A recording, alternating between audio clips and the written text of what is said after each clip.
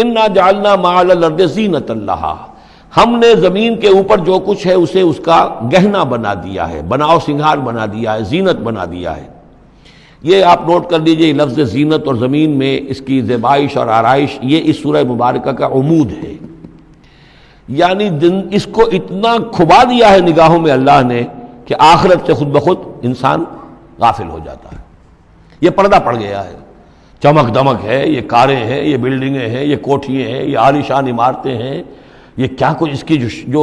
یوں سمجھیے pomp and show جو ہے اس وقت دنیا کا۔ اور ظاہر بات ہے امریکہ میں جا کر دیکھیے تو جو کچھ یہاں دیکھ رہے ہیں اس سے 10 گنا 100 گنا 1000 گنا آپ کو نظر آئے گا، عقلیں دنگ ہو جاتی ہیں۔ نتیجہ کیا نکلتا ہے کہ انسان یہ سمجھتا ہے کہ اصل شے یہی مادہ ہی ہے، اصل ہدایت پہ یہی لوگ ہیں، یہی لوگ ہیں صحیح معنی میں کہ جنہوں نے واقعتاً علم حاصل کیا ہے، لہذا ان کی غلط تہذیب، ان کا غلط تمدن، ان کے تمام غلط ثقافت کے معاملات کے بھی ہم اسی طریقے سے پیروی کر رہے ہیں۔ یہ سارا مسئلہ جو ہے وہ اس لیے ہے کہ یہ چمک دمک دنیا کی زیبائش اور آرائش اس سے ہم متاثر ہیں۔ انا جعلنا ما علی الارض زینۃ لہا، جو کچھ زمین کے اوپر ہے اسے ہم نے اس کے لیے بناؤ سنگھار بنا دیا، لنبلوہم، تاکہ ہم آزمائیں ان کو، ایہم احسن عملا، کون ہے ان میں سے اچھے عمل کرنے والا۔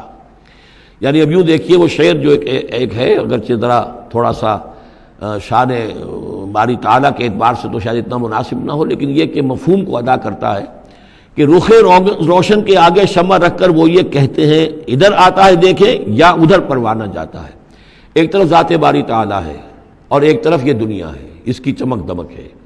اب یہ پروانہ جو ہے یہ انسان، اس کا امتحان ہے، آیا یہ اللہ اور آخرت کی طرف جا رہا ہے یا دنیا کی طرف اور دنیا کی زیبائش اور آرائش کی طرف جا رہا ہے۔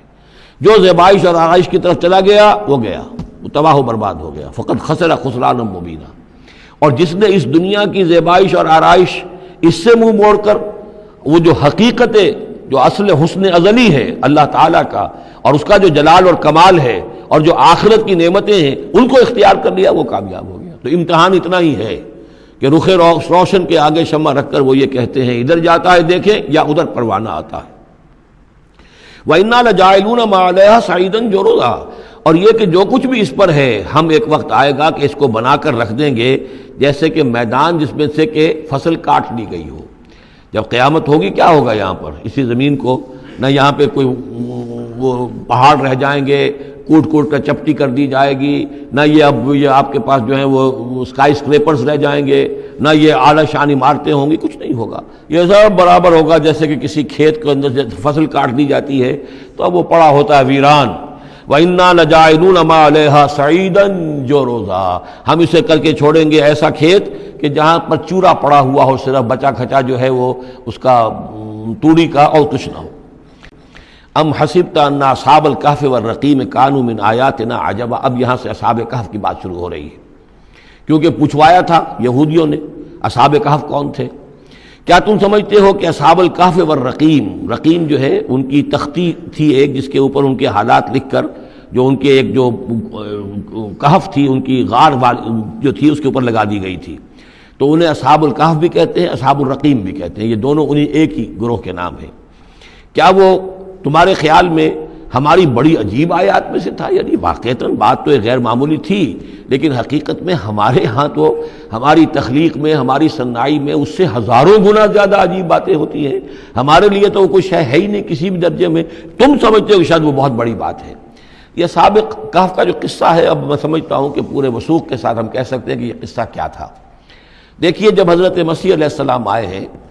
تو یہ پورا علاقہ جو ہے فلسطین کا اور یہاں پہ جو آپ نے تبلیغ کی ہے تو یہ اس وقت رومن امپائر کا ایک حصہ تھا، اگرچہ مقامی طور پر ایک لوکل بادشاہ جو تھا یہودی وہاں پر حکومت کر رہا تھا، لیکن وہ پپٹ تھا، اصل میں تو حکومت جو تھی رومیوں کی، جو رومی تھے بت پرست۔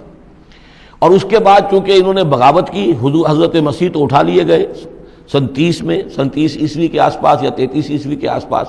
لیکن اس کے بعد جو ہے ان یہودیوں نے بغاوت کی رومیوں کے خلاف، جس کے نتیجے میں سن 70 عیسوی میں ٹائٹس رومی نے تو ان کی حکومت بھی ختم کی اور بیت المقدس کو برباد کیا، یروشلم کو تباہ کیا، 1,33,000 یہودیوں کو قتل کیا اور ان کو بھیج دیا، نکال دیا وہاں سے باہر۔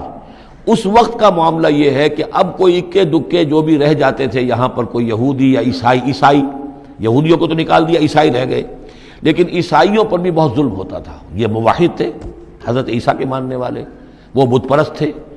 تو اس زمانے میں کہیں بادشاہ کوئی تھا ڈیسیس یا دقیانوس جس کو کہتے ہیں، اس کے زمانے میں کچھ جو عیسائی تھے حضرت عیسیٰ پر ایمان رکھنے، آج کے عیسائیوں پر قیاس نہ کیجیے، جو نصارہ تھے حضرت عیسیٰ کو ماننے والے جو موحدین تھے، ان میں سے کچھ نوجوانوں کی پیشی ہوئی بادشاہ کے دربار میں۔ انہوں نے کہا کہ تم اپنے نئے دین سے اگر باز نہیں آؤ گے، اتنے دن کی مہلت تمہیں دی جا رہی ہے تو تمہیں سولی چڑھا دیا جائے گا، بس مہلت دی جا رہی ہے، جاؤ غور کر لو، سوچ لو۔ ان لوگوں نے آ کر سوچا کہ اب نہ تو ہمارے لیے یہ ممکن ہے کہ ہم مقابلہ کر سکیں، چلو کسی غار میں چھپ جاتے ہیں، دیکھیں اللہ تعالیٰ کیا کرتا ہے ہمارے لیے۔ وہ ایک غار میں جا کر چھپ گئے، اور غار میں جا کر چھپے ہیں تو اللہ نے انہیں وہاں پر سلا دیا، موت تاری نہیں کہ سلا دیا۔ اللہ کروٹ بھی بدلواتا رہا، ان کے لیے سارا کچھ بندوبست کیا، اللہ کی قدرت میں تھا۔ حضرت عزیر کو 100 برس کے لیے مار دیا تھا، موت کے بعد ان کو دوبارہ زندہ کر دیا۔ لیکن یہ کہ ان کا معاملہ یہ ہے کہ ان کو وہاں پر جو ہے تقریباً 300 برس یہ وہاں پر پڑے رہے اس غار کے اندر۔ غار کی شکل کچھ خاص ایسی تھی کہ ادھر آنا جانا لوگوں کا تھا ہی نہیں، اور یہ ہے جو موجودہ ترکی کے علاقے میں شہر ایفسس ہے ایک، اس کے آس پاس ہیں اس طرح کے غار، جیسے ایجنٹا کے غار ہندوستان کے مشہور ہیں، ایسے ہی وہاں بھی غاروں کا سلسلہ ہے، اور ہیں بھی وہ ایسے کہ ان کے دہانے جو ہیں وہ ہیں شمال کی جانب، تو دھوپ ان میں براہ راست نہیں جاتی، صرف یہ کہ ریفلیکٹڈ لائٹ تو آتی ہے لیکن یہ کہ براہ راست دھوپ نہیں جاتی، تو ایک طرح کا اندھیرا سا اس کے اندر، ٹوائی لائٹ جسے آپ کہہ لیں، وہ رہتا ہے سارا دن۔ وہاں پر یہ 300 برس تک سوتے رہے۔ اس 300 برس کے عرصے میں یہ ہوا کہ رومن امپائر جو ہے اس نے خود عیسائیت اختیار کر لی۔ 300 عیسوی کے اندر کانسٹنٹائن جو تھا ایمپرر، وہ عیسائی ہو گیا، اب پوری امپائر جو عیسائی ہو گئی۔ اب اس کے زمانے میں اس کے بعد تھیوڈوسیس ہے ایک، 446 عیسوی میں یہ تھا، اس کے زمانے میں اللہ تعالیٰ نے ان لوگوں کو جگایا 300 برس کے بعد۔ اب یہ سمجھ رہے ہیں کہ وہی زمانہ ہے، وہی کفار کی حکومت ہے، وہی مشرکین ہے۔ اب انہوں نے ڈرتے ڈرتے اپنے کسی ایک آدمی سے کہا بھائی جاؤ یہ لے کے سکہ لے کر جاؤ، چاندی کا، کچھ نہ کچھ کھانے پینے کے لیے لے کر آؤ، دیکھنا لیکن اس طرح ہو کہ ہمارا پتہ نہ چل جائے کہ ہم یہاں چھپے ہوئے ہیں۔ وہاں جو گئے انہوں نے وہ سکہ پیش کیا اور کہا یہ سکہ تمہارے پاس کہاں سے آیا؟ یہ تو بہت پرانا سکہ ہے، تو 400 سال پرانا، 300 سال پرانا سکہ کہاں سے لے آئے تمہیں کوئی خزانہ ملا ہے؟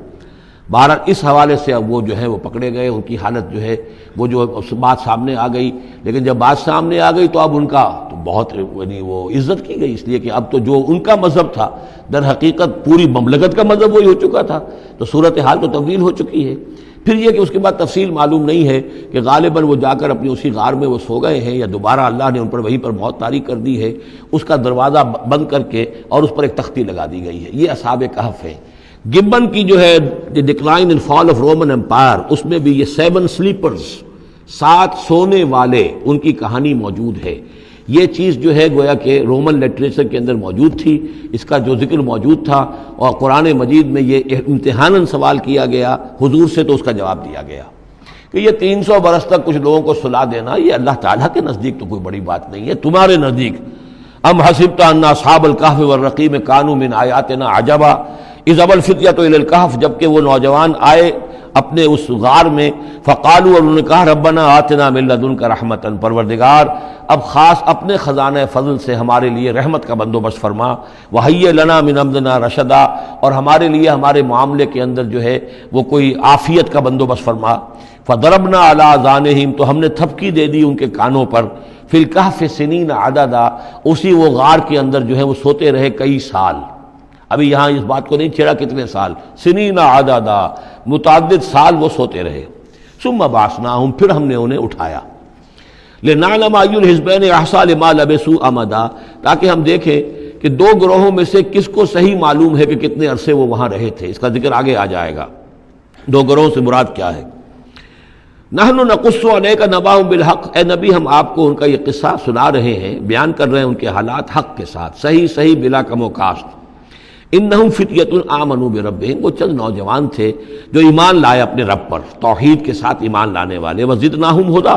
اور ہم نے ان کی ہدایت میں اور اضافہ فرمایا،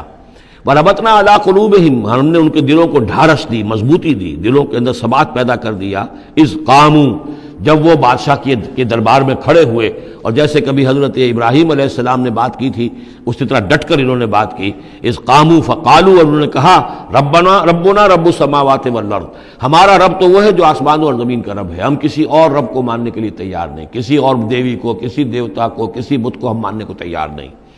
لن ندعو من دونہ الہا لقد قلنا اذا شططا، ہم اس کے ایک الہ کے سوا کسی اور کو پکارنے کے لیے تیار نہیں ہیں، ہم نے اگر ایسی کوئی بات کہی تو یہ تو عقل سے بہت دور کی بات ہو جائے گی۔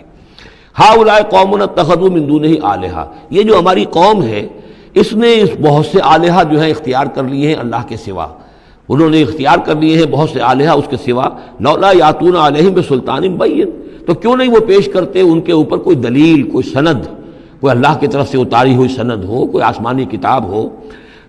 فمن ازلم ممن افترا علی اللہ کذبا، تو کون ظالم ہوگا اس شخص سے بڑھ کر کہ جس نے اللہ تعالیٰ کی طرف جھوٹ گھڑ کر منسوب کر دیا۔ تمہارے لیے اب مہلت صرف چند دن کی ہے، اس میں تم فیصلہ کر لو، اگر تم اپنے دین سے واپس نہیں پھرو گے اور ہمارے دین میں واپس نہیں آؤ گے، اپنے دین کو چھوڑ کر نئے دین کو، تو تمہیں ہم ہلاک کر دیں گے۔ اب یہ وہاں سے جا کر مشورہ کر رہے ہیں۔ وَإِذْ اعْتَزَلْتُمُوهُمْ، اور دیکھو جب تم نے اب ان سے اپنے آپ کو علیحدہ کر لیا ہے، وَمَا يَعْبُدُونَ إِلَّا اللَّهَ، اور ان ہستیوں کو بھی تم نے چھوڑ دیا جن کی وہ پرستش کرتے ہیں اللہ کے سوا، فَآوُوا إِلَى الْكَهْفِ، تو اب آؤ کسی کھو میں، کسی غار میں پناہ لے لیں۔ يَنشُرْ لَكُمْ رَبُّكُم مِّن رَحْمَتِهِ، تمہارا رب تمہارے لیے وہاں کوئی رحمت کا سامان کر دے گا۔ وَيُهَيِّئْ لَكُم مِّنْ أَمْرِكُم مِّرْفَقًا، اور تمہارے معاملے کے اندر اللہ تعالیٰ خاص اپنی طرف سے کوئی نرمی اور کوئی آسائش کا سامان پیدا فرما دے گا۔ وَتَرَى الشَّمْسَ إِذَا طَلَعَت تَزَاوَرُ عَنْ كَهْفِهِمْ ذَاتَ الْيَمِينِ، اور تم دیکھو کہ سورج جب طلوع ہوتا تھا تو وہ ان کی اس غار سے کنی کتراتا ہوا داہنی طرف نکل جاتا تھا، یعنی براہ راست دھوپ جو ہے اس میں نہیں آتی تھی۔ وَإِذَا غَرَبَتْ، جب ڈوبتا تھا، تَقْرِضُهُمْ ذَاتَ الشِّمَالِ، تو بھی وہ کنی کترا جاتا تھا بائیں طرف۔ تو گویا کہ سورج جو ہے یوں جا رہا ہے اور اس غار کا جو منہ ہے وہ شمال کی طرف ہے، لہذا براہ راست جو ہے داہنی طرف سے ہو کر بائیں طرف سے ہو کر سورج نکل گیا، دھوپ جو ہے براہ راست اس پر نہیں آ رہی۔ اسی اصول پر آج کل جو بڑی بڑی بلڈنگز بنتی ہیں جو کارخانوں کی اور ملز کی، اس میں یہ نارتھ لائٹ شیلز بنائے جاتے ہیں، ایسے شیل روف کی ہوتے ہیں کہ جس میں پھر جو روشنی جو ہے وہ نارتھ کی طرف سے لیتے ہیں، کیونکہ ہمارے ہاں جو سورج ہے وہ کبھی بھی نارتھ میں نہیں جاتا، لہذا جو ہے سورج براہ راست کبھی نہیں آئے گا بلکہ انڈائریکٹ لائٹ آئے گی۔ وَهُمْ فِي فَجْوَةٍ مِّنْهُ، اور وہ جو اس غار تھی اندر سے کھلی تھی، اس کھلی غار کے اندر جا کر وہ لیٹ گئے، سو گئے۔ ذَلِكَ مِنْ آیَاتِ اللَّهِ، یہ اللہ کی نشانیوں میں سے ہے۔ مَن يَهْدِ اللَّهُ فَهُوَ الْمُهْتَدِ، جو اللہ ہدایت دیتا ہے وہی ہے کہ جو ہدایت یافتہ ہوتے ہیں۔ وَمَن يُضْلِلْ فَلَن تَجِدَ لَهُ وَلِيًّا مُرْشِدًا، اور جس کو اللہ تعالیٰ گمراہ کر دے، جس کی گمراہی کا فیصلہ فرما دے، پھر اس کے لیے تم نہیں پاؤ گے کوئی بھی جو حمایتی ہو، مددگار ہو، اس کو راہ پر لانے والا۔ وَتَحْسَبُهُمْ أَيْقَاظًا، صورتحال ایسی تھی کہ تم اگر اس کو دیکھتے تو یہ سمجھتے کہ وہ جاگ رہے ہیں، وَهُمْ رُقُودٌ، حالانکہ وہ سو رہے ہیں۔ وَنُقَلِّبُهُمْ ذَاتَ الْيَمِينِ وَذَاتَ الشِّمَالِ، ہم ان کو کروٹیں بھی دلواتے رہے، داہنی طرف بھی بائیں طرف بھی، تاکہ یہ کہ وہ بیڈ سورز نہ ہو جائیں، ہم جدید اصطلاح میں اگر استعمال کریں تو کروٹ بھی دلوا رہا ہے اللہ تعالیٰ۔ اللہ تعالیٰ کو ہر قدرت حاصل ہے، اس کے فرشتے معمور ہیں جو کر رہے ہیں، نرسنگ بھی ہو رہی ہے۔ ذات الشمال وکلبہم باسط ذراعہ بالوسید، ان کا ایک کتا بھی تھا جو اپنے دونوں ہاتھ پھیلا کر، دونوں اگلے جو ہے پاؤں جو ہاتھ اس کو سمجھیے، اور اس کے کوئی بہت ہی خونخوار قسم کا کتا تھا جو اس غار کے منہ پر اپنے دونوں ہاتھ پنجے آگے پھیلا کر بیٹھا ہوا ہے زور سے۔ اس کا نتیجہ کیا نکلتا تھا؟ لو اطلعت علیہم، اگر اچانک تمہارا کہیں وہاں گزر ہو جائے، لولیت منہم فرارا ولملیت منہم رعبا، تو وہاں سے تمہارے اوپر رعب طاری ہو جائے، خوف طاری ہو جائے، اور میں وہاں سے تم بھاگو، کہ بڑا بھیانک منظر ہے، ایک کہف ہے، اندر اندھیرا ہے، اور آگے جو ہے بڑا کوئی ٹیریئر بل قسم کا کتا جو ہے وہ بیٹھا ہوا ہے، خوفناک قسم کا، اور اس نے اپنے پنجے بھی آگے کیے ہوئے ہیں۔ وَلَمُلِئْتَ مِنْهُمْ رُعْبًا وَكَذَلِكَ بَعَثْنَاهُمْ، اسی طرح پھر ہم نے انہیں ایک وقت میں اٹھایا، لِيَتَسَاءَلُوا بَيْنَهُمْ، تاکہ وہ آپس میں ایک دوسرے سے سوال کریں۔ قَالَ قَائِلٌ مِّنْهُمْ كَمْ لَبِثْتُمْ، ان میں سے ایک نے کہا کتنے عرصے یہاں ہم رہے ہوں گے، کیا خیال ہے آپ کا؟ قَالُوا لَبِثْنَا يَوْمًا أَوْ بَعْضَ يَوْمٍ، انہوں نے کہا کہ ہم رہے ہوں گے ایک دن یا دن کا کچھ حصہ، تھوڑی سی نیند ہم نے لی ہے، استراحت کی ہے، اور کیا کیا ہے۔ قَالُوا رَبُّكُمْ أَعْلَمُ بِمَا لَبِثْتُمْ، کچھ اور تھے، انہوں نے کہا چھوڑو اس بات کو، اللہ تمہارا جانتا ہے کتنی دیر رہے، 2 گھنٹے رہے، 2 دن رہے، کیا پتا، ہمیں کیا معلوم۔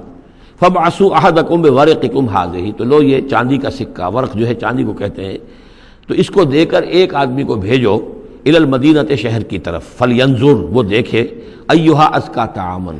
کہاں سے کوئی پاکیزہ خوراک مل سکے۔ ظاہر بات ہے کہ وہ ان کا جو تصورات تھے، موحد بھی تھے، تو پاکیزہ کھانا بھی چاہتے تھے۔ أَيُّهَا أَزْكَىٰ طَعَامًا فَلْيَأْتِكُم بِرِزْقٍ مِّنْهُ، تو اس میں سے کچھ ہمارے لیے راشن لے آئے۔ ولیتلطف، اور دیکھے کہ وہ نرمی کرے، کسی سے جھگڑ نہ پڑے،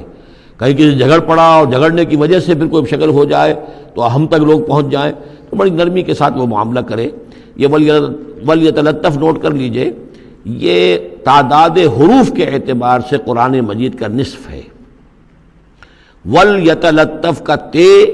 نصف اول میں ہے، لام یہ نصف ثانی میں ہے،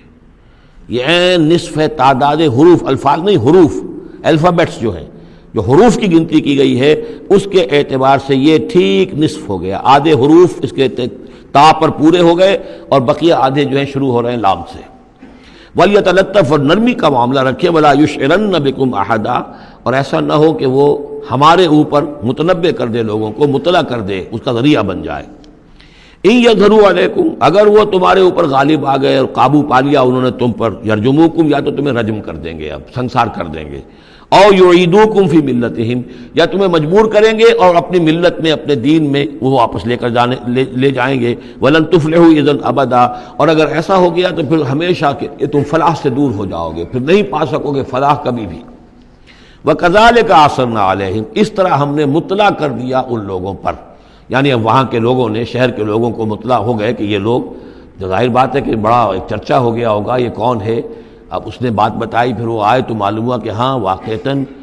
ان کے حالات، کوئی 7 آدمی ہوتے تھے ایک زمانے میں، اور وہ کہیں روپوش ہو گئے تھے، گم ہو گئے تھے، کہیں نہیں ملے تھے، پوری مملکت میں تلاش کیا گیا تھا، پھر ان کے حالات ایک تختی کے اوپر لکھ کر جو ہے وہ خزانے میں رکھ دیے گئے تھے، وہ تختی کہیں نکلوائی گئی، 300 برس سے زائد پرانی بات تھی، اس کے اوپر وہ قصہ پورا کا پورا لکھا ہوا مل گیا،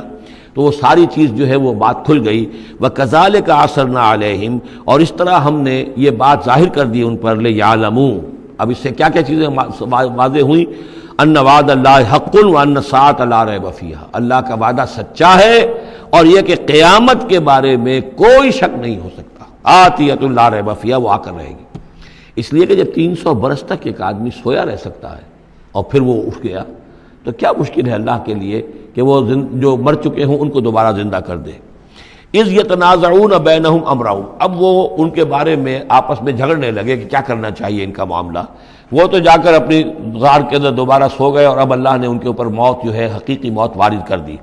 اب کیا کرنا چاہیے؟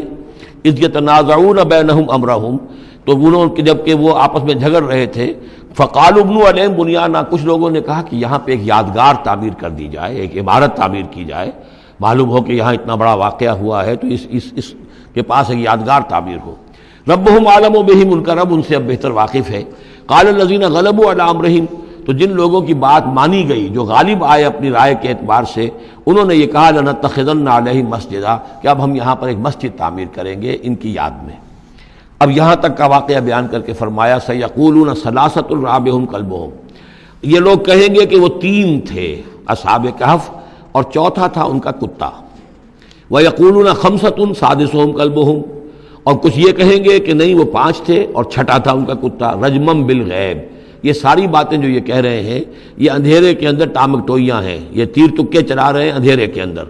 وَيَقُولُونَ سَبْعَةٌ وَثَامِنُهُمْ كَلْبُهُمْ، اور ان میں سے کچھ وہ بھی ہیں جو کہتے ہیں کہ وہ 7 تھے اور 8واں ان کا کتا تھا۔ قُلْ رَبِّي أَعْلَمُ بِعِدَّتِهِمْ، کہہ دیجئے کہ میرا رب زیادہ بہتر جانتا ہے کہ ان کی تعداد کتنی تھی۔ مَا يَعْلَمُهُمْ إِلَّا قَلِيلٌ، نہیں جانتے اس چیز کو مگر بہت کم لوگ۔ یہاں قرآن مجید نے صراحت تو نہیں کی، لیکن مفسرین کا کہنا یہ ہے کہ بٹوین دی لائن بتا دیا کہ یہی رائے صحیح ہے، اس لیے کہ ثلاثۃ رابعہم کلبہم، خمسۃ سادسہم کلبہم، درمیان میں واو نہیں ہے، لیکن سبعۃ وثامنہم کلبہم اس کے اندر جو ہے زور ہے۔ دوسرے یہ کہ جب وہ جاگے تھے تو ایک نے سوال کیا تھا کتنے دن ہم رہے ہوں گے، پھر جواب میں 3 نے کہا تھا 1 دن یا اس کا کچھ حصہ، اس لیے کہ 3 سے کم پر جمع کا اطلاق نہیں ہو سکتا۔ قالو جو ہے صیغہ جمع کا ہے، 3 سے کم پر نہیں، 2 ہوتے تو قالا ہوتا۔ اسی طریقے سے پھر جنہوں نے یہ کہا کہ چھوڑو اس مسئلے کو اور کسی کو بھیجو کھانا لانے کی، وہ بھی کم سے کم 3 تھے، اس لیے کہ وہ بھی قالو کے لفظ کے ساتھ ہے، تو 3 جمع 3 اور ایک پوچھنے والا وہ 7 بن گئے۔ ویسے یہ کہ گبن کی کتاب میں بھی میں نے آپ کو بتایا 7 سلیپرز، یہ گویا کہ ان کی ہاں بھی جو ٹریڈیشنز ہیں، ان کی روایات جو تاریخی چلی آ رہی ہیں، ان میں یہ کہانی کے طور پر یہ چیز موجود ہے ان کے لٹریچر کے اندر۔ تو گویا کہ اللہ نے تائید اسی کی ہے، لیکن یہ کہ اس میں جھگڑنے کی ضرورت کیا ہے؟ فلا تمہارے فیہم الا مران ظاہرا، تو اس معاملے کے اندر اے نبی آپ ان سے کوئی زیادہ جھگڑیے مت، ولا تستفت فیہم منہم احدا، اور نہ ہی ان چیزوں کے بارے میں ان میں سے کسی سے پوچھیے، اس لیے کہ یہ چیزیں ایسی نہیں ہیں، اسی میں ہمارے لیے ہدایت ہے۔ جو چیز دینی اعتبار سے اہم نہ ہو، اور جو خاص طور پر جو ہمارے لیے جو اصل مسئلہ اس وقت ہے، اقامت دین کی جد و جہد اصل مسئلہ، اس کے اعتبار سے جس کی اہمیت نہ ہو، اس کے بارے میں زیادہ چھان بین کرنا، زیادہ بحث و نظام میں پڑھنا جو ہے وقت ضائع کرنا ہے، بلکہ وہ اپنی اس جد و جہد کو نقصان پہنچانے والی بات ہے۔ فلا تمہارے فیہم الا مران ظاہرا ولا تستفت فیہم منہم احدا ولا تقولن لشیء، یہ بہت اہم واقعہ آ رہا ہے یہاں۔ اس واقعے میں حضور صلی اللہ علیہ وسلم سے ایک سہو ہو گیا تھا۔ جب یہ سوالات کیے گئے تو حضور نے فرمایا ٹھیک ہے میں اس کا جواب دے دوں گا، تم آنا، اور یہ کہ انشاءاللہ نہیں کہا، کل تم آنا میں تمہیں جواب دے دوں گا، انشاءاللہ نہیں کہا، صاف ہو گیا، غلطی ہو گئی۔ لیکن یہ کہ اللہ تعالیٰ نے جن کے جتنے رتبے بلند ہوتے ہیں پھر ان کی سختی بھی اتنی ہوتی ہے، جن کے رتبے ہیں سوا ان کی سوا مشکل ہے۔ ہم عام طور پر یہ باتیں کہتے رہتے ہیں ہمارے لیے اللہ نے کیا گرفت کرنی ہے کہ ان کی کوئی حیثیت ہی نہیں، کوئی مقام ہی نہیں، لیکن یہ کہ جو بلند مقام والا ہو اور وہ بغیر انشاءاللہ کہہ دے کہ کل یہ ہو جائے گا اور انشاءاللہ نہ کہے تو اس پر پھر گرفت ہو گئی۔ تو حضور کی کئی دن گزر گئے کہ جبرائیل نہیں آئے، اور آپ کے لیے پھر ایک مشکل پیدا ہو گئی، گویا کہ مخالفین نے تالیاں پیٹ دی ہوگی کہ لو بس فیل ہو گئے، ناکام ہو گئے اس امتحان کے اندر، جو ہے وہ تو اب یہ کامیاب نہیں ہو پائے۔ اس کے بعد جبرائیل آئے، یہ واقعات بھی لے آئے، ساتھ ہی یہ ہدایت بھی لائے۔ وَلَا تَقُولَنَّ لِشَيْءٍ إِنِّي فَاعِلٌ ذَلِكَ غَدًا، دیکھیے کبھی نہ یہ کہیے گا کہ یہ کام میں کل ضرور کر دوں گا، إِلَّا أَن يَشَاءَ اللَّهُ، مگر اس استثناء کے ساتھ اگر اللہ نے چاہا۔ یہ ہماری تہذیب کے اب یوں سمجھیے کہ کچھ کلمات ہیں سماجی، ہمارے ثقافت کے، ان کے اندر جو ہے توحید کی روح جو ہے وہ کوٹ کوٹ کر بھری ہوئی ہے۔ کوئی اچھا منظر دیکھا، سبحان اللہ، یعنی یہ کہ اس منظر میں کچھ نہیں ہے، اصل میں حسن اللہ کا ہے۔ پھول دیکھا، سبحان اللہ، پھول کی تعریف نہیں کر رہے ہیں، اب بنانے والے کی تعریف ہے جس نے اتنا عمدہ پھول بنایا ہے۔ کوئی آپ کو کوئی تکلیف رفع ہوئی، کوئی ضرورت پوری ہوئی، الحمدللہ، بھوک لگی ہوئی تو کھانا کھایا، الحمدللہ، تعریف اللہ کے لیے۔ کوئی چیز آپ اپنے گھر میں داخل ہوئے، منظر اچھا لگا، بچے کھیل رہے ہیں، بڑا اچھا ماحول ہے، کہیے ماشاءاللہ ماشاءاللہ، جو اللہ کو پسند ہے، یہ جو کچھ ہے وہ اللہ کی مشیت سے ہے، یہ کوئی میری صلاحیت سے میری قوت سے تو نہیں ہے۔ اسی طرح سے کوئی کام کرنا، انشاءاللہ میں یہ کام کرنا تو چاہتا ہوں، ارادہ تو ہے، لیکن ظاہر بات ہے کہ اللہ تعالیٰ کی مشیت کے بغیر، اللہ کی مرضی اور اذن کے بغیر تو نہیں ہو سکتا۔ تو یہ بھی گویا کہ، اور یہ سارے کلمات اس صورت میں آپ کو مل جائیں گے، ماشاءاللہ، انشاءاللہ، اور اس سے پہلے ہم الحمدللہ سے شروع کر چکے ہیں۔ الحمدللہ الذی انزل علی عبدہ الکتاب ولم یجعل لہ عوجا ولا تقولن لشیء انی فاعل ذلک غدا الا ان یشاء اللہ واذکر ربک اذا نسیت، اور اپنے رب کو یاد کر لیا کیجئے جب آپ بھول جائیں، یعنی یہ کہ اگر کسی وقت بھول جائیں تو پھر جب یاد آ جائے وَاذْكُرْ رَبَّكَ، تو پھر اللہ تعالیٰ کی طرف دھیان لگائیے۔ وَقُلْ عَسَىٰ أَن يَهْدِيَنِي رَبِّي لِأَقْرَبَ مِنْ هَٰذَا رَشَدًا، اور کہیے کہ ہو سکتا ہے کہ میرا رب اس معاملے میں اس سے بہتر راہ کی طرف میری رہنمائی کر دے، یعنی میں یہ کیوں کہوں کہ یہ کام میں کروں گا، ہو سکتا ہے اللہ تعالیٰ جو ہے اس سے بہتر کوئی صورتحال پیدا کر دے۔ لہذا اس معاملے کے اندر بھی کوئی زیادہ جازم ہو جانا نہیں چاہیے، بلکہ معاملات کو تفویض الامر الی اللہ، سپردم بتو مایا خیشرا تو دانی حساب کم و بیشرا، تو اس طریقے سے انسان جو ہے اللہ تعالیٰ کے حوالے کیے رکھے۔ وَلَبِثُوا فِي كَهْفِهِمْ ثَلَاثَ مِائَةٍ سِنِينَ وَازْدَادُوا تِسْعًا، اور وہ رہے اپنی اس غار میں 300 برس اور اس کے اوپر 9 سال۔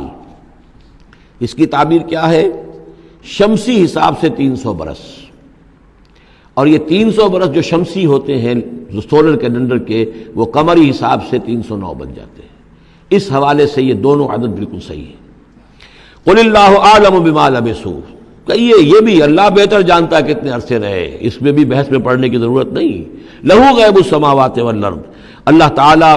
ہی کے اختیار میں ہے اور اللہ ہی کے علم میں ہے غیب کل کا کل آسمانوں اور زمین کا۔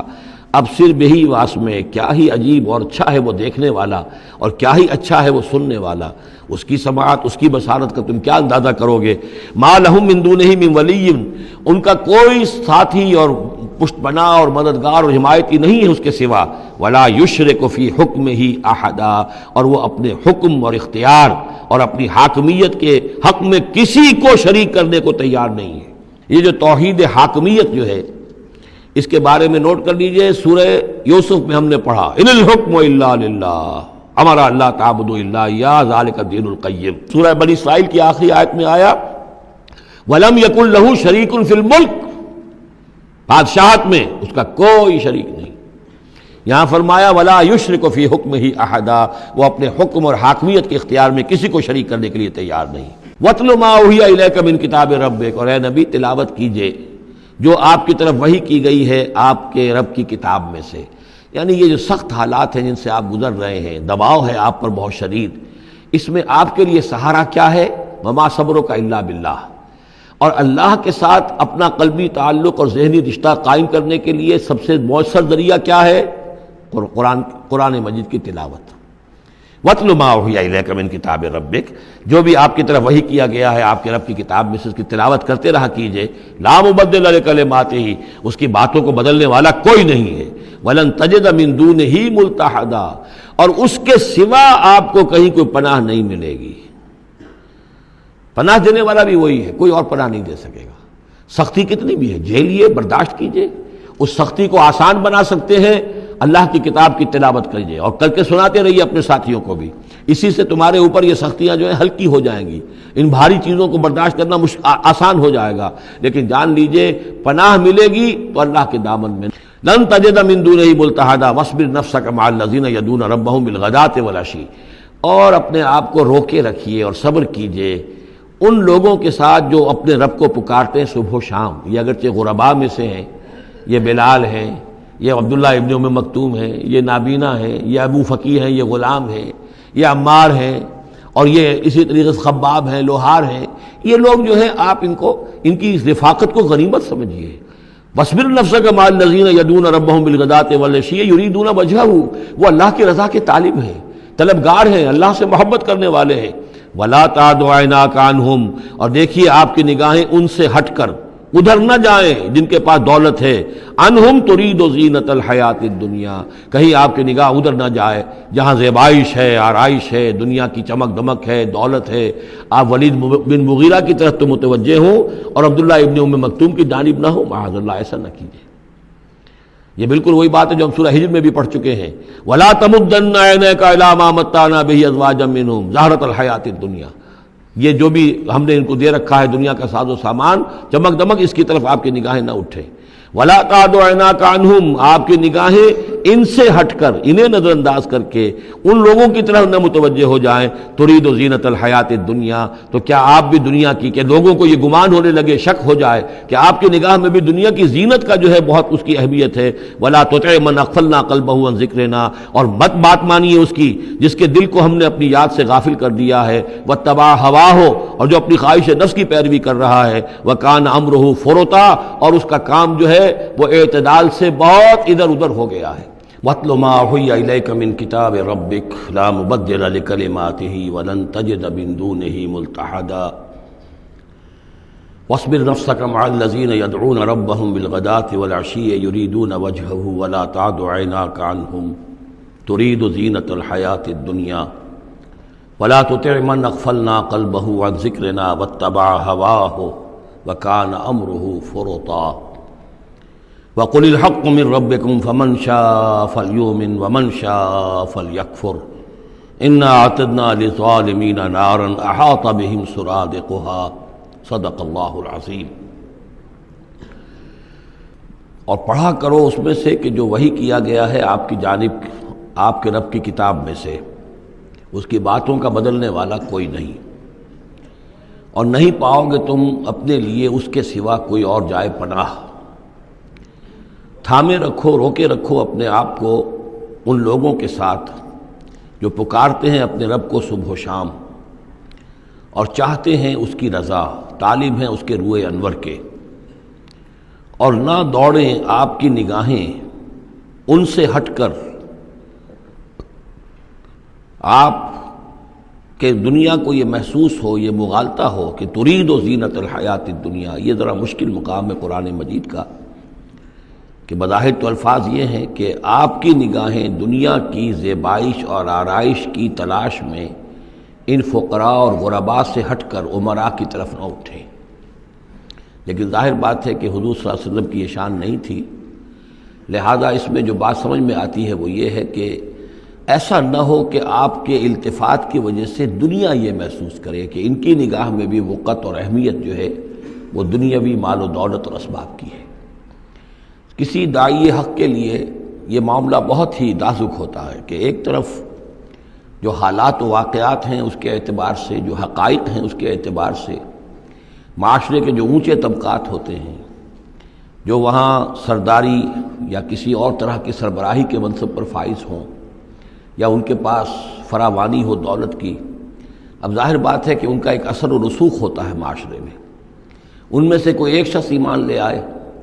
تو وہ بہت سے لوگوں کے برابر ہو جائے گا، جیسے حضرت عمر رضی اللہ اور ابو جہل کو حضور نے دونوں کو پیش کیا اللہ کے سامنے کہ اللہ ان میں سے ایک کو ضرور میری جھولی میں ڈال دے۔ ظاہر بات ہے کہ اس سے اسلام کو تقویت حاصل ہوگی،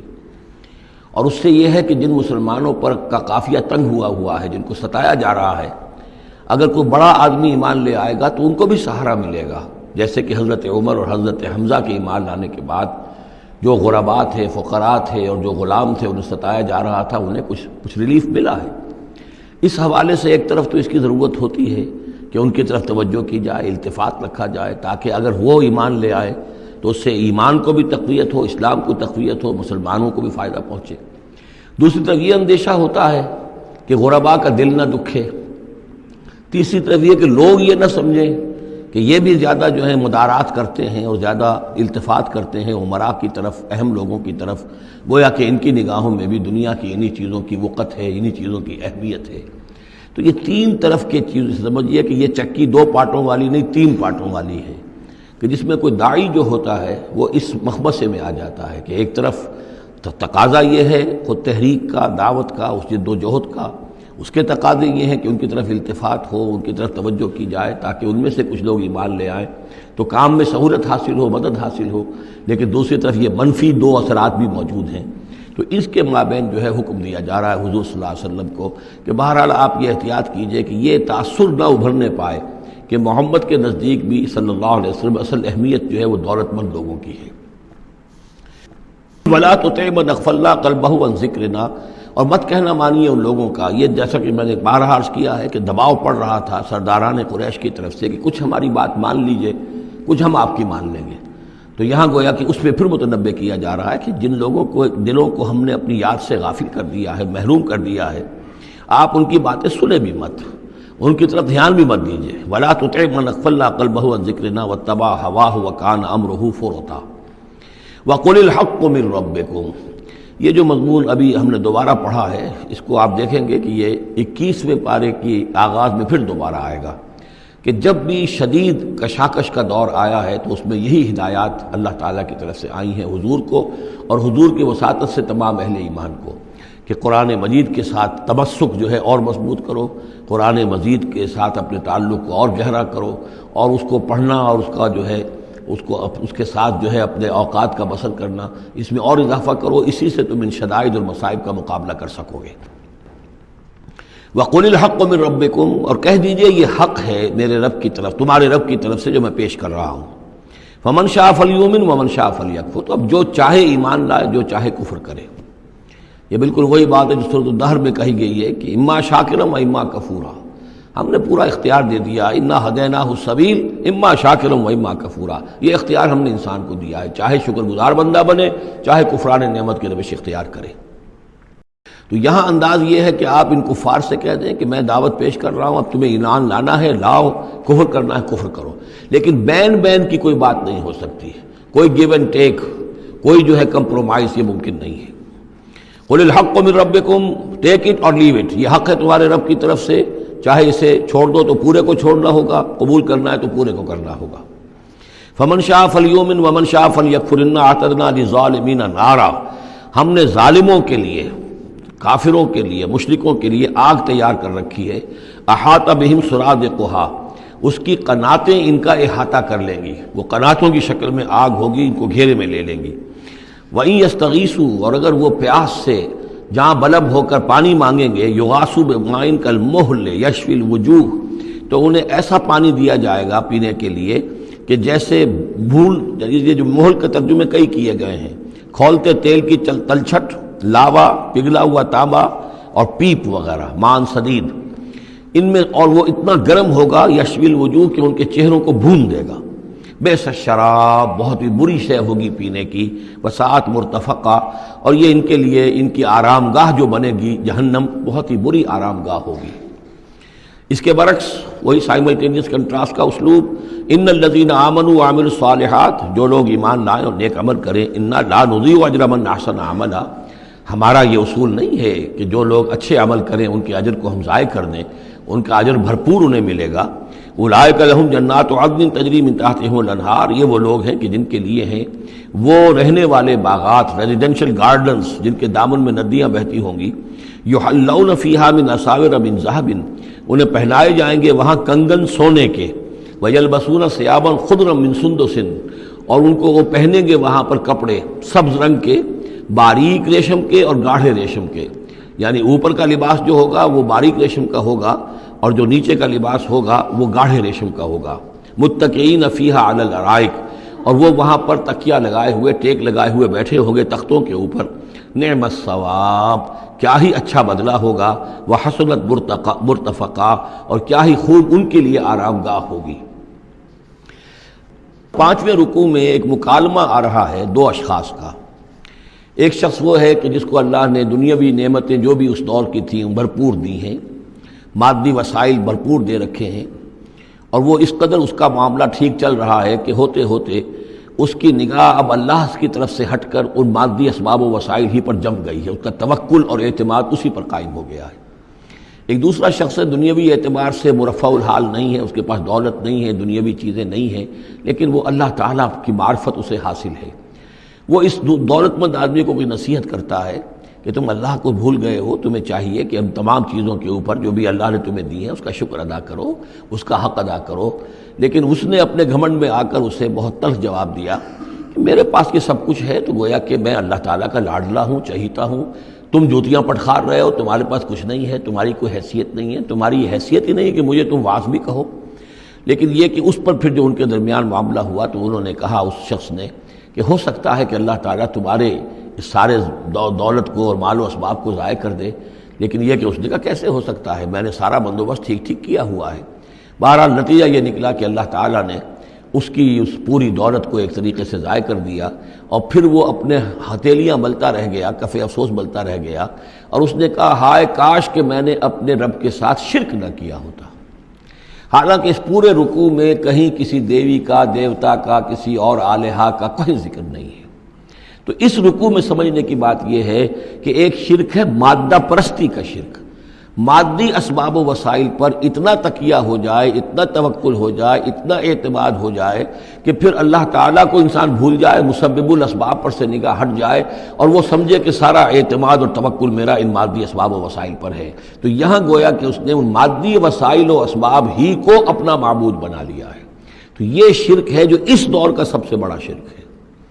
اس دور میں بت پرستی کا شرک بہت کم رہ گیا ہے، اب ستارہ پرستی کا شرک کہاں رہ گیا ہے؟ کون لوگ ہیں جو ستاروں کو پوجتے ہیں؟ اب تو انسان سمجھتا ہے ستاروں تک تو ہم پہنچ ہی جائیں گے، ہمارا علم تو پہنچ ہی چکا ہے، چاند تک ہم اتر آئے ہیں، اب چاند کو کون پوجے گا؟ یہ جو اب ساری جو ہے اب جو پوجا پاٹ ہو رہی ہے وہ تو مادہ پرستی کی ہے، وہ دولت کی ہے، وہ در حقیقت یا وہ نظریاتی طور پر وطن پرستی ہے، اس کا ایک شرک ہے۔ تو یہ اس دور کے شرک کو سمجھنا بہت ضروری ہے، اور یہ رکوع اس اعتبار سے کہ اس میں کسی دیوی دیوتا کا ذکر نہیں ہے۔ تو شرک کون سا کیا اس نے؟ وہ شرک یہی ہے کہ اس نے دنیاوی مال و اسباب اور مادی اسباب و ذرائع کے اوپر اپنے سارے توکل کو جو ہے اس کے ساتھ منسلک کر دیا، یہی گویا کہ اس کو معبود بنا لینا ہے۔ وَاضْرِبْ لَهُم مَثَلَ الرَّجُلَيْنِ، ان کے لیے بیان کیجئے دو اشخاص کی مثال۔ جعلنا لأحدهما جنتین من اعناب، ان میں سے ایک کو ہم نے دیے تھے دو باغ انگوروں کے، وحففناہما بنخل، اور ان دونوں کو گھیرے میں لیا ہوا تھا کھجوروں کے درختوں نے۔ اب دیکھیے کہ انگوروں کی بیلیں ہیں، اور چونکہ ادھر ادھر سے ہوا تیز نہ آئے تو کھجوروں کے جھنڈ جو ہیں وہ چاروں طرف لگے ہوئے ہیں، تاکہ ان کے مابین جو اس کی انگوروں کی بیلیں ہیں وہ بڑی محفوظ ہیں۔ وَجَعَلْنَا بَيْنَهُمَا زَرْعًا، ان کے درمیان کھیتی بھی تھی، یعنی یہ کہ اناج کا سامان بھی ہے اور انگوروں کی بیلیں بھی ہیں اور یہ کہ کھجوروں کے درخت بھی ہیں۔ کلتا الجنتین آتت اکلھا، اور وہ دونوں باغات اپنا پھل دیتے تھے، ولم تظلم منہ شیئا، سال بسال پھل آ رہا ہے، سال ہر سال ہو گئے، ہر سال پھل آ رہا ہے، اس میں کوئی کمی نہیں کرتے تھے۔ جب یہ چیز چلتی رہتی ہے تو آدمی کا خود بخود ایک توکل جو ہے وہ اس چیز کے ساتھ وابستہ ہو جاتا ہے، وہ بھول جاتا ہے کہ اس کی اللہ تعالیٰ کے فضل و کرم سے ہے یا اللہ کے اذن سے ہے، بلکہ یہ کہ وہ انہی چیزوں کو سمجھ بیٹھتا ہے کہ یہ دائم ہے اور قائم ہے۔ وَفَجَّرْنَا خِلَالَهُمَا نَهْرًا، اور ہم نے ان کے مابین ایک نہر بھی نکال دی تھی، آب پاشی کا بھی پورا نظام موجود ہے۔ وَكَانَ لَهُ ثَمَرٌ، اور اس کے میوے بھی تھے، یعنی یہ بھی تھا کہ باغ جو ہے پھلا ہوا اس وقت، انگور بھی ہیں اور کھجور بھی جو ہے درخت جو ہیں لدے ہوئے ہیں، اور ایک اس کا مفہوم یہ بھی ہے میرے نزدیک جو زیادہ راجح ہے کہ اس کو اولاد بھی اللہ نے خوب دی تھی۔ جیسے درختوں پر پھل لگتا ہے تو انسان کے لیے اس کی اولاد جو ہے اس کے پھل کی حیثیت رکھتی ہے، تو گویا کہ اس کو اولاد بھی ملی تھی۔ فقال لصاحبہ وہو یحاورہ، تو کہا اس نے اپنے ساتھی سے، ان سے وہ گفتگو کر رہے تھے، آپس میں گفتگو کر رہا، انا اکثر منک مالا واعز نفرا، میں تم سے کہیں بڑھ کر ہوں مال میں اور نفری میں۔ اب یہ نفری کے حوالے سے میں نے کان لہو ثمر، اس کے بیٹے بھی تھے، اولاد بھی تھی، تو اس کے حوالے سے وہ نفری کی بات بھی کر رہا ہے، میرے بازو بھی بہت ہیں۔ وَدَخَلَ جَنَّتَهُ، اور وہ داخل ہوا اپنے باغ میں، وَهُوَ ظَالِمٌ لِنَفْسِهِ، اور وہ اپنے جان پر ظلم کر رہا تھا، یعنی اسی گمراہی کے اندر مبتلا تھا۔ قَالَ مَا أَظُنُّ أَن تَبِيدَ هَٰذِهِ أَبَدًا، انہوں نے کہا میں نہیں سمجھتا کہ یہ باغ بھی کبھی اجڑ سکتا ہے، کیا مجھے دھمکا رہے ہو کہ اللہ تعالیٰ جو ہے کہیں تم میری یہ دولت سلب نہ کر لے؟ دیکھو میں نے کھجوریں کس حساب سے یہاں پر لگائی ہیں کہ کوئی اگر آئے بھی، کوئی باد سرسر آئے یا کوئی اور بھی ہوا کا تیز لو کے جھونکے آئیں تو وہ میری انگوروں کے بیلوں تک نہ پہنچے۔ یہ گویا کہ سینٹینلز کھڑے ہوئے ہیں، کھجور کے درخت جو ہیں وہ روک رہے ہیں۔ پھر میں نے یہاں پہ آب پاشی کا نظام ہے، نہر چلی ہوئی ہے۔ ما اظن ان تبید هذه ابدا، میں نہیں سمجھتا کہ میرا یہ باغ جو ہے کبھی یہ کہ برباد بھی ہو سکتا ہے۔ وما اظن الساعة قائمة، اور یہ جو تم قیامت وغیرہ کی بات کر رہے ہو، اول تو میرا گمان نہیں ہے کہ کوئی قیامت کھڑی ہونے والی ہے۔ وما اظن الساعة قائمة، میں نہیں سمجھتا کہ یہ قیامت ہونے والی ہے۔ ہاں ڈکوسلے سے ہیں، کچھ بڑوں سے سنا تو ہے، اور یہ کہ وَلَئِن رُدِدتُّ إِلَىٰ رَبِّي، اگر مجھے لوٹا ہی دیا گیا اپنے رب کے پاس، لَأَجِدَنَّ خَيْرًا مِّنْهَا مُنْقَلَبًا، تو مجھے وہاں لازماً ملے گا بہت بہتر لوٹ کر۔ اب اس کے اندر ایک فلسفہ ہے ان کا کہ جب اللہ نے مجھے یہاں دیا، اللہ کے وہ منکر نہیں تھے، اللہ نے مجھے یہاں دیا ہے تو اس کا مطلب یہ کہ میں چہیتا ہوں، لاڈلا ہوں، یا اللہ نے مجھے صلاحیتیں دی ہیں، میں نے بڑی عمدہ پلاننگ کر کے باغ بنائے ہیں، سارا اس کا بندوبست کیا ہے، تو یہ میری جو صلاحیت ہے، یہ اللہ کی دی ہوئی جو میرے اندر ہے، یہ جو خیر ہے، یہ کہاں چلا جائے گا؟ آخرت میں بھی مجھے پھر ملے گا اور اس سے بہتر ملے گا، اور تم جیسے یہاں جوتیاں پٹخار رہے ہو ایسے وہاں پٹخارو گے۔ وَلَئِن رُدِدتُّ إِلَىٰ رَبِّي، اگر بالفرض ہو ہی گیا ایسا، لوٹا ہی دیا گیا میں اپنے رب کی طرف، لَأَجِدَنَّ خَيْرًا مِّنْهَا مُنْقَلَبًا، تو اس سے بھی بہتر مجھے وہاں پر ملے گا۔ قَالَ لَهُ صَاحِبُهُ، اب اس اللہ کے بندے نے جو نیک بندہ تھا کہا اس سے، اس کے ساتھی نے، وَهُوَ يُحَاوِرُهُ، اور ان سے گفتگو کر رہا تھا، أَكَفَرْتَ بِالَّذِي خَلَقَكَ مِن تُرَابٍ، کیا تو نے کفر کیا اس ہستی کا جس نے تجھے مٹی سے بنایا، ثُمَّ مِن نُطْفَةٍ، پھر گندے پانی کی بوند سے بنایا، ثُمَّ سَوَّاكَ رَجُلًا، پھر تجھے ایک پورا انسان بنا کر کھڑا کر دیا۔ اب یہاں نوٹ تجھے کفر کون سا کیا؟ یعنی یہ کہ وہ رب مان رہا ہے اللہ کو، اور رب کے ساتھ اس نے کسی اور کا ذکر نہیں کیا ہے۔ مطلب یہ کہ آخرت کا انکار در حقیقت اللہ کا انکار ہے۔ اگر تم آخرت کے بارے میں جو کہہ رہے ہو کہ نہیں میں نہیں سمجھتا کہ یہ کوئی ہونے والی بات ہے، تو چاہے تم اللہ کو اقرار کر رہے ہو، لیکن حقیقت میں اگر آخرت کو نہیں مانتے تو گویا کہ اللہ کا انکار ہے۔ لیکن هو اللہ ربی، لیکن جہاں تک میرا معاملہ ہے، میں نے تو اللہ کو اپنا رب مانا ہوا ہے، وہی میرا مالک ہے، آقا ہے۔ ولا اشرک بربی احدا، اور میں اپنے رب کے ساتھ کسی کو شریک نہیں ٹھہراتا۔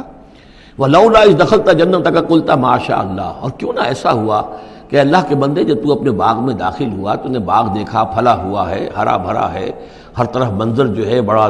دل خوشکن منظر ہے، تو کہتا ما شاء اللہ۔ یہ پھر وہی مجلسی کلمہ آ گیا جس میں توحید کوٹ کوٹ کر بھری ہوئی ہے، ماشاء اللہ، یہ جو اللہ نے چاہا، جو اللہ نے چاہا، یہ سب اس کے فضل و کرم سے ہے۔ لا قوت الا باللہ، کوئی طاقت نہیں ہے اللہ کے سوا۔ اگر اللہ کی طرف سے یہ بات نہ ہوتی تو میرے اندر کوئی صلاحیت نہیں تھی۔ اللہ ہی کی ہے در حقیقت، یہ دین ہے اسی کی عطا ہے۔ ان ترن انا اقل منک مالا و ولدا، اگر تم دیکھ رہے ہو کہ میں تم سے کم ہوں مال میں بھی اور اولاد میں بھی، فعسى ربی ان یؤتینی خیرا من جنتک،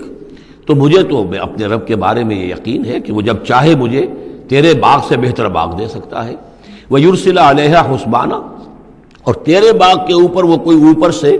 کوئی لو کا جھونکا ایسا بھیج سکتا ہے، من السماء، آسمان سے، فَتُصْبِحَ صَعِيدًا زَلَقًا، کہ یہ پورا باغ جو ہے یہ جو ایک ایسا چٹیل میدان ہو کر رہ جائے کہ یہاں کوئی درخت رہے نہ بیلے رہے۔ معلوم ہوا کہ ہر چیز جب آنکھ کھلی گل کی تو موسم تھا خزاں کا، یہ ہو سکتا ہے، عین ممکن ہے۔ اور یصبح ماؤہا غوراً، یا اللہ آسمان سے کوئی ایسی نہ بھی بھیجے کوئی چیز بلا، تو اس کا پانی ہی جو تمہارا یہ جو چشمہ چل رہا ہے وہ پانی ہی اگر زمین کے اندر گہرا اتر جائے، یہ چشمہ خشک ہو جائے، فلن تستطیع لہ طلبا، اور پھر تو پانی کہیں سے لا نہ سکے تو یہ باغ خود بخود اچڑ جائے گا۔ یہ سارے امکانات ہیں، مسبب الاسباب نے تمہارے لیے اس وقت سارے اسباب جمع کر رکھے ہیں، جب چاہے گا ان میں سے کسی ایک سبب کی بھی اگر تناب کھینچ لے تو یہ سارا معاملہ جو ہے یہ تو شیش محل کی طرح کا ہے، ایک ہی جو پتھر ہے وہ اس سب کو چکنا چور کر دے گا۔ وَأُحِيطَ بِثَمَرِهِ، معلوم ہوتا کہ وہ بہت ہی کوئی اللہ کا پہنچا ہوا شخص تھا، جو اللہ کا دوست تھا، اور اس کا دل دکھایا اس شخص نے، جس کو تانا دیا اسے انا خیر من کہ انا اکثر منک مالا و ولدا، تو اس حوالے سے اس کا دل دکھا ہے۔ اور یہ جان لیجئے کہ کسی اللہ والے کا من عادى لی ولیا فاذنته للحرب، تو ایک حدیث قدسی ہے، جو شخص میرے کسی ولی کے ساتھ دشمنی کرے پھر میری طرف سے اس کے خلاف اعلان جنگ ہے۔ تو اس نے چونکہ یہ دل دکھایا ہے، اور فارسی کا ایک شعر بھی بڑا مزیدار ہے کہ ہیچ قوم را خدا رسوا نہ کرد، تا دلے صاحب دلے نامد میں درد، کسی صاحب دل کے دل کو ٹھیس لگتی ہے، درد اس کے اندر پیدا ہو جاتا ہے، صاحب دل ہو، اللہ کی محبت اس کے دل میں ہو اور اسے ٹھیس پہنچے، تو تا دلے صاحب دلے نامد میں درد، ہیچ قوم را خدا رسوا نہ کرد، قومیں بڑی رسوا ہو جاتی ہیں کسی ایک اللہ والے کی کہ دل جو ہے اس کی دل کو اگر تکلیف پہنچے۔ تو وَأُحِيطَ بِثَمَرِهِ، اس کا سارا ثمر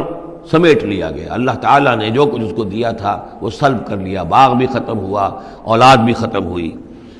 فَأَصْبَحَ يُقَلِّبُ كَفَّيْهِ عَلَىٰ مَا أَنفَقَ فِيهَا، تو وہ رہ گیا اپنے ہاتھوں کو ملتا ہوا، اپنی ہتھیلیوں کو ملتا ہوا، جسے ہم کہتے ہیں کفِ افسوس ملنا۔ یقلب کفیہ علی ما انفق فیہا، جو کچھ اس نے خرچ کیا تھا، انویسٹ کیا تھا، محنت کی تھی، کتنا عرصہ لگا تھا اس باغ کے پلاننگ میں، باغ کو اس نے لگایا تھا، کہاں کہاں سے پودے لایا ہوگا، ما انفق فیہا وہی خاویۃ علی عروشہا، اور وہ باغ جو ہے گرا پڑا ہوا تھا اپنی چھتریاں کے اوپر، کیونکہ جو انگور کی بیلیں ہوتی ہیں، وہ ٹٹیاں ہوتی ہیں، چھتریاں ہوتی ہیں، وہ سب اوندھی پڑی ہیں۔ وَيَقُولُ يَا لَيْتَنِي لَمْ أُشْرِكْ بِرَبِّي أَحَدًا، اور اس وقت وہ کہہ رہا تھا ہائے میری شامت، کیا کاش کہ میں نے اپنے رب کے ساتھ شرک نہ کیا ہوتا۔ اب یہ کون سا شرک ہے؟ اس پوری اس گفتگو کے اندر کہیں کسی دیوی کا، دیوتا کا، کسی کا ذکر نہیں ہے، کسی کی شفاعت کا ذکر نہیں ہے۔ یہ ہے ہمارا آج کا نقشہ مادہ پرستی کا، آج کی ہماری ذہنیت جو ہے پوری کی پوری اس رکوع کے اندر موجود ہے۔ وَلَمْ تَكُنْ لَهُ فِئَةٌ يَنْصُرُونَهُ، اور نہ ہوئی پھر اس کی کوئی جماعت، کوئی اس کی فوج ہوتی جو اس کی مدد کرتی من دون اللہ، اللہ کے مقابلے میں۔ وَمَا كَانَ مُنْتَصِرًا، اور نہ ہی وہ اس قابل تھا کہ کسی سے انتقام لے، کس سے انتقام لے، سارا فیصلہ تو اللہ کی طرف سے ہوا ہے۔ هُنَالِكَ الْوَلَایَةُ لِلَّهِ الْحَقِّ، یہاں تو حکومت اور اختیار کل کا کل اللہ ہی کے لیے ہے، سچے اللہ کے لیے جو الحق ہے۔ یہ ولایا ہے واو کے زبر کے ساتھ۔ والی کہتے ہیں حاکم کو، مالک کو، والی سے ولایا بنتا ہے۔ ولی کہتے ہیں دوست، پشت پناہ، اور اس سے ولایا بنتا ہے، ولایت باہمی۔ اللہ ولی الذین آمنوا یخرجہم من الظلمات الی النور، اور الا ان اولیاء اللہ لا خوف علیہم ولا هم یحزنون، یہ ولایت ہے واو کے زیر کے ساتھ۔ اور والی ہونا کسی کا، فلاں ملک کا والی فلاں تھا، یعنی وہاں کا حکمران تھا، بادشاہ تھا، تو یہاں کی بادشاہی، یہاں کا اختیار، ہنالک الولایۃ للہ الحق، کل ولایت اللہ ہی کے ہاتھ میں ہے۔ ہوا خیر ثوابا و خیر عقبا، یقیناً وہی بہتر ہے انعام دینے والا، اور وہی بہتر ہے نتیجے کے اعتبار سے، عاقبت کے اعتبار سے۔ وَاضْرِبْ لَهُم مَثَلَ الْحَیَاةِ الدُّنْیَا، اور ان کے لیے ذرا بیان کیجئے ایک مثال دنیا کی زندگی کے لیے۔ کَمَاءٍ أَنزَلْنَاهُ مِنَ السَّمَاءِ، جیسے پانی کہ ہم نے اتارا آسمان سے، فاختلط بہ نبات الارض، اس کے ساتھ رل مل کر زمین کا جو سبزہ ہے وہ نکل آیا، فاصبح حشیما تذروہ الریاح۔ اب یہ ایک لمبی بات ہے جسے مختصر کیا گیا کہ پھر کچھ عرصے کے بعد وہ سبزہ جو ہے وہ زرد پڑ جاتا ہے، پھر دھوپ کے اندر سوکھ کر پیلا ہو گیا، پھر چورا چورا ہو گیا، پھر وہ چٹیل زمین کی زمین رہ گئی۔ تو زندگی کا یوں سمجھیے کہ جیسے فصل لے لیجئے، کھیت کے اندر آپ نے بیج ڈالے ہیں، ہل چلایا ہے، پانی دیا ہے، اب فصل ہے، لہرا رہی ہے، ہریاول ہے، بڑا دل خوش کن منظر ہے۔ کچھ دنوں کے بعد اسی فصل کے اوپر جو زردی آ جاتی ہے، پھر وہ پک گئی ہے، اس کے بعد وہ کٹ جاتی ہے، کٹنے کے بعد پھر وہی منظر وہی ہے، وہی ویران منظر ہے، اور کہیں کہیں جو ہے وہ جو بھی توڑی کے تن کے کچھ پڑے ہوئے ہیں، اللہ اللہ خیر صلی اللہ۔ یہ جو سائیکل ہے، یہ پلانٹ لائف کی سائیکل ہے، 3 مہینے کی ہے، 4 کی ہے، 6 کی ہے، 7 کی ہے، یہی ہے نا۔ لیکن یہی سائیکل ایک بڑے پیمانے پر انسانی زندگی کی ہے۔ ایک بچہ پیدا ہوا، اس وقت جو ہے بڑی خوشیاں منائی گئیں، پھر وہ بڑا جوان ہوا، قوی ہوا، طاقت والا ہوا، پھر اس کے اوپر ادھیڑ ابھر آ گئی، بال میں سفیدی آ گئی، چہرے پر جو ہے وہ جھریاں پڑنی شروع ہوئیں، اس کے بعد پھر اس پر موت وارد ہوئی، پھر اسے قبر میں اتار دیا گیا، وہ مٹی سے تھا اور مٹی میں جا کر مل گیا۔ ایک ہی سپین ایک چل رہا ہے، سائیکل چل رہا ہے۔ یہ انسانی زندگی کا سائیکل ہے، اور یہ جو نباتاتی زندگی کا سائیکل ہے، فرق اس میں کچھ نہیں ہے۔ اوپر سے پانی آیا اور زمین کا سبزہ نکل آیا، اوپر سے روح آئی ہے، اور ہمارے یہ اجساد اس زمین سے نکلے ہوئے ہیں۔ ان دونوں نے مل کر ہمیں اس حیات دنیاوی کی ایک شکل دے دی ہے۔ روح اوپر سے آئی ہے، زمینی شے نہیں ہے۔ بولے روح من امر ربی، اور یہ کہ زمینی طور پر جو بھی کچھ ہے، جو نظام ہے یہاں کا، اس میں یہ ہمارا جسم بنتا ہے اپنے ماؤں کے پیٹوں میں، اور پھر یہ روح کے ساتھ مل کر اس دنیا کی زندگی کے اندر ایک جو ہے ایک وقفہ امتحان جو ہے اس کو بسر کر رہا ہے۔ وَاضْرِبْ لَهُم مَثَلًا الْحَيَاةِ الدُّنْيَا، ان کے لیے دنیا کی زندگی کی مثال بھی بیان کیجئے، کَمَاءٍ أَنزَلْنَاهُ مِنَ السَّمَاءِ، جیسے کہ پانی جو ہم نے اتارا آسمان سے، فاختلط بہ نبات الارض، تو پھر اس کے ساتھ سبزہ جو ہے زمین کا رل مل کر نکل آیا، فاصبح حشیما، پھر وہ ہو گیا چورا چورا، تذروہ الریاح، کہ جنہیں ہوائیں لیے اڑتی پھر رہی ہیں۔ وَكَانَ اللَّهُ عَلَىٰ كُلِّ شَيْءٍ مُقْتَدِرًا، اور یہ اللہ تعالیٰ جو ہے ہر شے پر قادر ہے۔ اس کے لیے جیسے یہ سائیکل چل رہا ہے تمہارا نباتاتی، ایسے ہی حیواناتی ہے، ایسا ہی تمہارا انسانی زندگی کا ہے۔ المال والبنون زینت الحیات الدنیا، یہ زینت کا لفظ تیسری مرتبہ اس صورت میں آیا ہے، اور یہ اس کا عمود ہے، میں بتا چکا ہوں آپ کو۔ انا جعلنا ما علی الارض زینۃ لہا لنبلوہم ایہم احسن عملا۔ پھر آیا ترید و زینت الحیات الدنیا۔ نبی دیکھیے کہیں لوگوں کو گمان نہ ہو کہ محمد بھی دنیا کی زندگی کی زیبائش اور آرائش ہی پر ریجھے ہوئے ہیں، معاذ اللہ، صلی اللہ علیہ وسلم۔ اب یہاں فرمایا یہ دنیا کی زندگی جو تمہاری ہے، اس میں اولاد اور مال، یہ تمہارے لیے زیبائش ہے، آرائش ہے، لیکن کتنی دیر کی؟ صرف اس زندگی کا معاملہ ہے، اسی کے لیے یہ ساز و سامان ہے جو برت لو گے، یہ رشتے جو ہیں یہ بھی یہاں ہی کے لیے ہیں۔ آخر میں تو ظاہر بات ہے کہ پھر جو ہے تمہیں اکیلے جا کر پیش ہونا اللہ کی عدالت میں، نہ کوئی باپ تمہارا ساتھ دے گا، نہ کوئی بیوی ساتھ دے گی، نہ کوئی بیٹا ساتھ دے گا۔ کلہم آتی ہے یوم القیامت فردا، اگلی سورہ جو ہے سورہ مریم، اس کے اندر یہ بات آ رہی ہے، اکیلے اکیلے جو ہے پھر وہ اپنا پورا محاسبہ جو ہے اس کو فیس کرنا ہے۔ المال والبنون زینت الحیات الدنیا، مال اور بیٹے یہ دنیا کی زندگی کی رونق ہے۔ والباقیات الصالحات، باقی رہنے والی تو نیکیاں ہیں۔ نیکی کوئی کمائی ہے اس 30 سال میں، 40 سال میں، 50 سال میں، تو ان کے لیے بقا ہے، مال کے لیے کوئی بقا نہیں ہے۔ الباقیات الصالحات خیر عند ربک ثواب و خیر عملا، وہ یقیناً بہتر ہیں تیرے رب کے نزدیک ثواب کے اعتبار سے، بدلے کے اعتبار سے بھی، اور توقع اور امید کے اعتبار سے۔ امید اگر کوئی لگانی ہے تو یہ مال اسباب سے نہ لگاؤ، امید اگر لگانی ہے تو اولاد سے نہ لگاؤ، امید لگانی ہے تو کوئی نیکی اگر ہے اور آخرت میں اس کا اجر و ثواب کی توقع ہے تو تمہارے لیے سہارا جو ہے اصل بننا چاہیے وہ۔ وَيَوْمَ نُسَيِّرُ الْجِبَالَ، اب یہ قیامت کا نقشہ کھینچا جا رہا ہے، اور جس دن کہ ہم چلائیں گے پہاڑوں کو، وَتَرَى الْأَرْضَ بَارِزَةً، اور تم دیکھو گے کہ زمین بالکل ننگی ہو گئی ہے، کوئی اونچائی نہیں رہی، کوئی نیچائی نہیں رہی، کوئی اونچ نہیں، کوئی ٹیڑھ نہیں، کچھ نہیں، سیدھی چٹیل۔ پہاڑ چل جائیں گے تو ظاہر بات ہے کہ یہ اونچائیاں ختم ہو جائیں گی۔ وَحَشَرْنَاهُمْ، اور ہم ان سب کو جمع کریں گے۔ وَلَمْ نُغَادِرْ مِنْهُمْ أَحَدًا، اور ان میں سے ایک کو نہیں چھوڑیں گے، کوئی بھی نسل انسانی کا جو حضرت آدم سے لے کر اور قیامت کے آخری ساعت تک جو لوگ بھی پیدا ہوں گے سب کے سب موجود ہوں گے۔ وَعُرِضُوا عَلَىٰ رَبِّكَ صَفًّا، وہ پیش کیے جائیں گے اپنے رب کے سامنے صفیں باندھے ہوئے۔ لَقَدْ جِئْتُمُونَا كَمَا خَلَقْنَاكُمْ أَوَّلَ مَرَّةٍ، یہ پہلے بھی مضمون آ چکا ہے، آ گئے ہونا ہمارے پاس جیسے کہ ہم نے پیدا کیا تھا پہلی مرتبہ۔ پہلی مرتبہ کب؟ عالم ارواح میں، وہ اکٹھے تھے سب کے سب۔ بعد میں جو دنیا میں پیدائش ہماری ہوئی ہے یہ تخلیق ہے دوسری مرتبہ، یہ زمینی تخلیق کے ساتھ روح کو جوڑ کر جو ہے یہ ہمارا در حقیقت یہ تخلیق ثانی ہے۔ تخلیق اول جو ہے وہ تو ہماری ارواح کی شکل میں ہوئی، اور وہی شکل میں تھی کہ آدم سے لے کر اگر کل دنیا کی زندگی 15,000 برس ہو، فرض کیجئے آدم کے بعد سے لے کر قیامت تک، تو 15,000 برس تک جتنے انسان نسل آدم میں پیدا ہوئے بیک وقت وہ موجود تھے اس وقت بھی، اور بیک وقت موجود ہوں گے قیامت کے میدان میں بھی۔ لقد جئتمونا، آ گئے ہو ہمارے پاس، کما خلقناکم اول مرہ، جیسے کہ ہم نے پیدا کیا تھا تمہیں پہلی بار۔ بل زعمتم ان لن نجعل لکم موعدا، اس وقت ہم نے تم سے ایک قول و قرار لیا تھا، لست بربکم قالوا بلا، لیکن اس دنیا کی زندگی میں تمہیں یہ گمان ہو گیا تھا کہ تمہارے لیے ہم کوئی وقت، وعدے کا وقت مقرر نہیں کریں گے، یعنی ملاقات نہیں ہوگی، تم بھول گئے تھے اس ملاقات کو، جی چرا رہے تھے ہم سے ملنے سے۔ الذین لا یرجون لقاءنا، جو ہم سے ملاقات کے امیدوار ہی نہیں ہیں، اس خیال ہی کو ذہنوں سے دور رکھتے تھے کہ کبھی اللہ کے حضور میں حاضری ہے۔ ووضع الکتاب، اور اعمال نامہ لا کر رکھ دیا جائے گا، وضع۔ اب وہ اعمال نامہ کیا ہوگا؟ کون سا جوائنٹ قسم کا کوئی کمپیوٹر ہوگا؟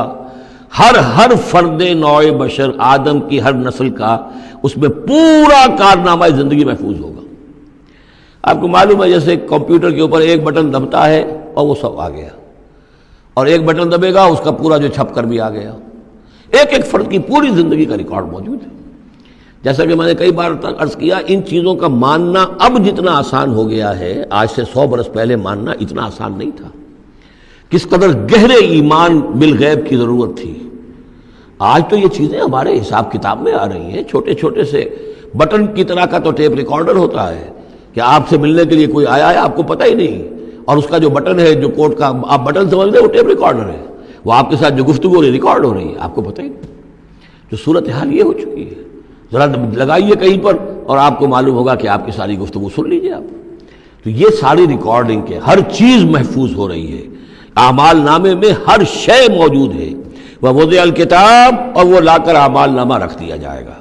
کہیں سے وہ کمپیوٹر شاید کس جگہ پر ہے اور وہاں سے وہ انسٹال جو ہے وہاں سے لا کر میدان حشر میں ٹکایا جائے گا۔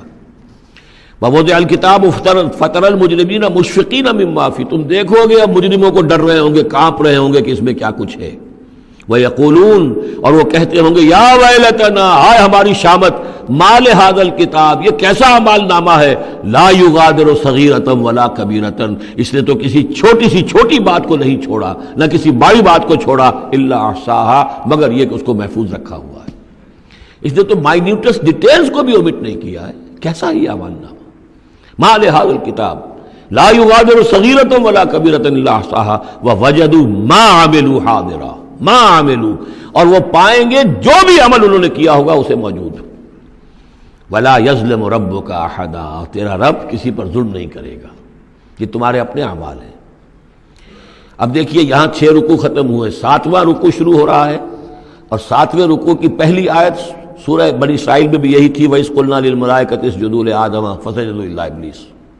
بالکل ٹھیک درمیان میں سورہ بنی اسرائیل میں بھی 12 رکوع اس کے ہیں، 12 رکوع اس کے ہیں۔ سورہ بنی اسرائیل کی 111 آیات ہے، سورہ کہف کی 110 آیت ہے، یعنی یوں سمجھیے کہ نہایت حسین، متوازن، ہر اعتبار سے بہت ہی خوبصورت جوڑا ہے۔ اس کی نسبت زوجیت جو ہے اس سورہ بنی اسرائیل اور سورہ کہف کی بہت نمایاں ہے۔ میری ایک کتاب ہے، وہ اس میں آخری جو ہے اسی پر بحث ہے،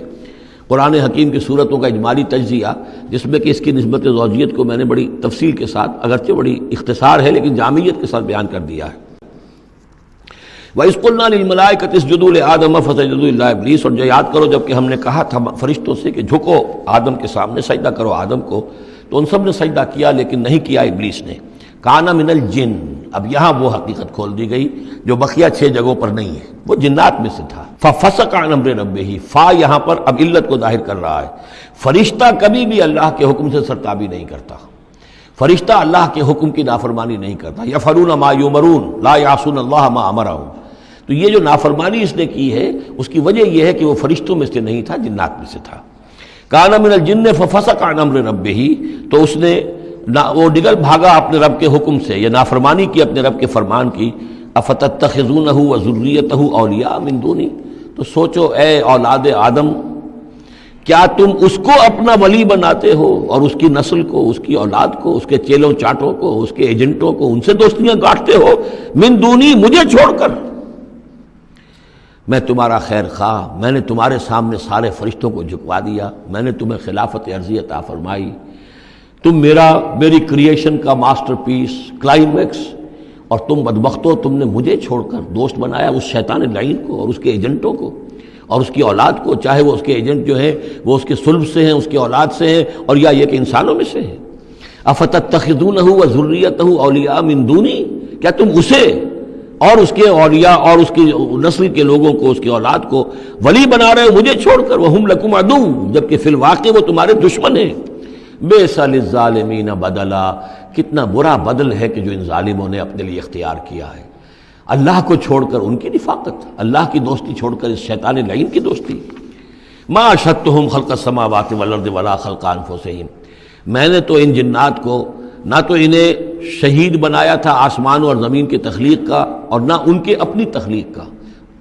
وما کنت متخذ المضلین عضدا، اور میں ایسے بہکانے والوں کو اپنا مددگار نہیں بنایا کرتا۔ یہ جو تم نے ان کو میرے برابر بنا دیا، اس کو مجھے چھوڑ کر انہیں ولی بنا لیا، ان کی دوستی کر رہے ہو، تو آسمان کی اور زمین کی تخلیق میں، بلکہ خود ان کی تخلیق میں وہ کوئی اس کے شاہد نہیں ہے۔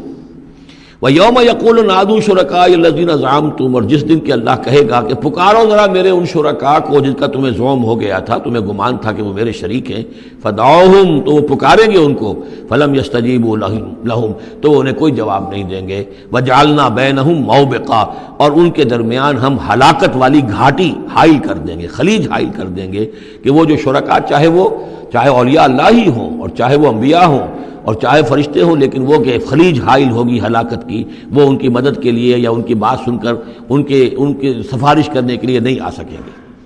وَرَأَى الْمُجْرِمُونَ النَّارَ، اور مجرمین جو ہیں، ظالم، گناہ گار، کافر، وہ دیکھیں گے آگ کو کہ اب یہ ہے جس میں ہمیں جھونکا جانا ہے، فَظَنُّوا أَنَّهُمْ مُوَاقِعُوهَا، اور انہیں یقین ہو جائے گا کہ اب وہ اس میں ڈال دیے جائیں گے، وَلَمْ يَجِدُوا عَنْهَا مَصْرِفًا، اور وہ نہیں پائیں گے اس سے کہیں بھی بھاگنے کی کوئی جگہ، اس سے انحراف کی کوئی راستہ۔